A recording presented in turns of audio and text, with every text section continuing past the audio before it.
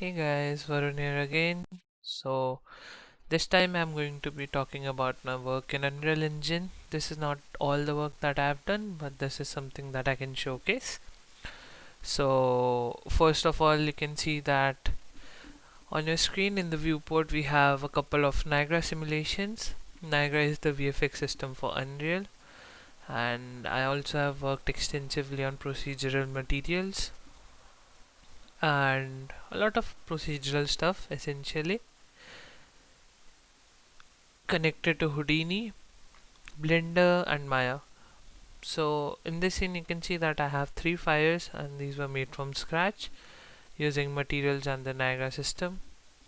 So you can change a lot of properties. On the right side in the properties panel you can change almost every property. You can see for a fire you can change the color of the smoke, you can change the color of the fire, you can change the color of the embers that are being generated at the end of the fire. And behind that you can see that we have two materials. One of them is moving, so that is just a basic material with the panel node. Now I'm switching to another thing that I've made, but before that the parameters that I have exposed, or you can see in the details panel, have been exposed via blueprint. So moving on, we have RVTs. I think most of you might have heard of it, or it is a pretty well known term in the industry now. So RVTs are runtime virtual textures, or VTs you could say virtual textures. So what they essentially do, you can see that we have this static mesh. This is taken from Quixel and it is being blended onto the surface very nicely as if it were a part of the surface since the beginning, right? There are no hard seams. It's a very nice blend, so it is looking very natural. So virtual textures are used for this thing precisely, for blending static meshes with the landscape so that you can get a more coherent scene. So again, the assets are from Quixel Megascan. I just added a custom material function that I made onto them. So as you can see that if I switch off the RVT, so there's a hard seam now, as it might be visible in the video. So there's a very hard seam. If I turn on the RVT again, the seam will be gone and it will be very smooth. So now you can see that it is very smooth and it is blending with the environment. And again, this thing is possible anywhere. So with any static mesh, so you can just drag on any static mesh, add the material function into it, and that's it. Next thing that I want to show you is water. Now what's special about this water is that it is not using any maps. It is completely a math based water simulation made within Unreal Engine. Actually it is not even a water simulation, rather it is just a material.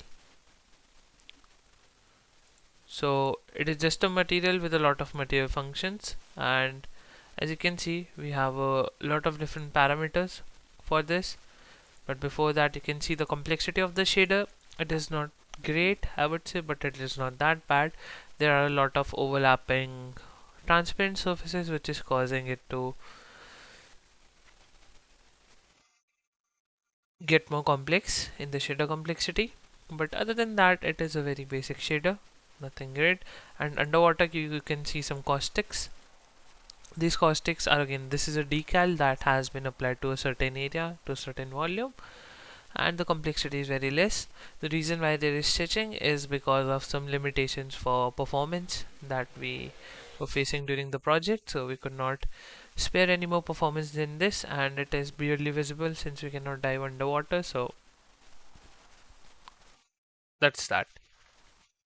But yes, you have a lot of different settings for the water. So these settings you can check them out in the setting panel. But yes, so you can change the fade of the water, every different property of the water. You can change the color of the water, the foam, like how much foam is being generated, how deep the water is, how shallow the water is, what is the refraction index, how clear the water is there any waves or not. So you can even make it still water. So still water would be something like in a lake where there's no waves, just simple water, and you even have rain and everything on the water. So We have n number of customizations that are available on this thing. You can even change the direction of the water, like you can see that the direction of water is being changed, and these all are possible in the material instance. And since it's a material instance, you can just change the things on fly. You don't have to worry about recompiling or anything again.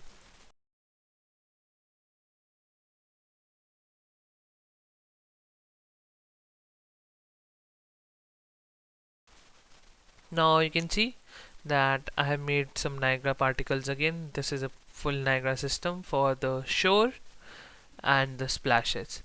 So yeah, you can change the properties of these two.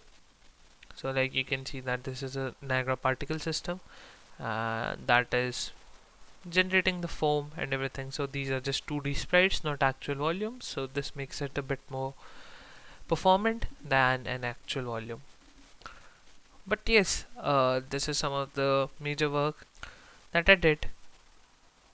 Working as a technical artist at Technicolor Games, I worked on a lot more stuff, but again, that comes under an NDA, so I cannot really show that stuff. But yeah, I hope you liked what you see, and I think these project files will be available on my GitHub page, and you can check out the relevant pictures for further details and the settings panel. Thank you very much.